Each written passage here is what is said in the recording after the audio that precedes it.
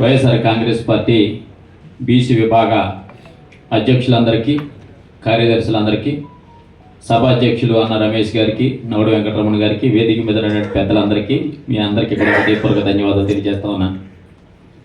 వాస్తవాన్ని నేను చెప్పాలని ఆశిస్తా ఉన్నాను.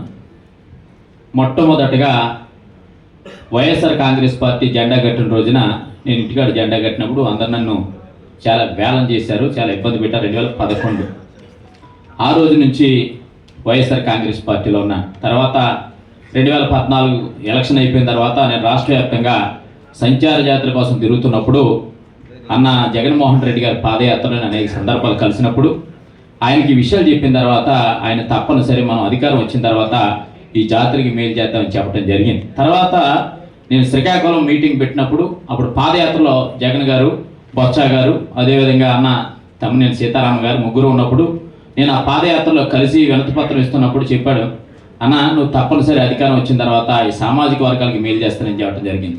తర్వాత లోటస్ బండ్లో కలిసినప్పుడు నాకు భావోద్వేగం వచ్చి అన్న ఈ సామాజిక వర్గాలు ఇలాగ ఉన్నాయని చెప్తే అన్నాడు, అందుకేనన్నా నా గుండెల్లో ఉన్నాం, ఈ జాతులు వచ్చిన తర్వాత ఈ మన ప్రభుత్వం వచ్చిన తర్వాత మన జాతులకి మేలు చేసే విధంగా చేస్తానని చెప్పి ఆ రోజు మాట్లాడటం జరిగింది.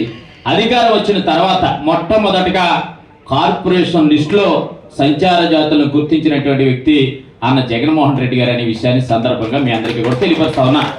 అంతేకాకుండా ఇవాళ మనం చూస్తూ ఉన్నాం, భారతదేశ వ్యాప్తంగా ఎక్కడా గుర్తింపు లేనటువంటి సామాజిక వర్గాలన్నింటినీ కూడా అన్న జగన్మోహన్ రెడ్డి గారి నాయకత్వంలో 56 కార్పొరేషన్లు ఏర్పాటు చేసి ఇవాళ ప్రతి ఒక్కరికి ఒక పక్కన జంగమ కార్పొరేషన్ కానీ, లేదా రెడ్డిగా కార్పొరేషన్ కానీ, దాసరి కార్పొరేషన్ కానీ, ఒక పక్కన ముస్లిం సంచార జాతులకు సంబంధించిన కార్పొరేషన్ కానీ, లేదు 32 కులాలకు సంబంధించినటువంటి సంచార జాతులకు సంబంధించినటువంటి గంగిరెద్దుల, మందుల, బుడబొక్కల, దేవర, పిచ్చికొండ ఇలాంటి కులాలకు సంబంధించిన నన్ను కానీ ఒక కార్పొరేషన్ ఏర్పాటు చేసి ఆ సామాజిక వర్గాలకు మనోధైర్యం కల్పించి సంక్షేమ పథకాలను వారికి అందించినటువంటి ఏకైక వ్యక్తి జగన్మోహన్ రెడ్డి గారు ఒక్కడేననే విషయాన్ని మనందరం కూడా గుర్తించక తప్పదనే విషయాన్ని మీ అందరికీ తెలియపరుస్తా ఉన్నాను. అందుకనే ప్రతి ఒక్కరికి కూడా మనం అండగా ఉండాలి. ఇవాళ కూటమి ప్రభుత్వం ఇవాళ కార్పొరేషన్ నిధులను తీసుకొచ్చి మండలానికి 20 మందికి, 30 మందికి, 40 మందికి ఇస్తా ఉన్నారు. ఎవరికి ఇస్తా ఉన్నారంటే తెలుగుదేశం పార్టీ కూటమి ప్రభుత్వంలో ఉన్నటువంటి ఎవరైతే లీడర్లు ఉన్నారో, ఎవరైతే ఎమ్మెల్యేలు టిక్కులు పెడతా ఉన్నారో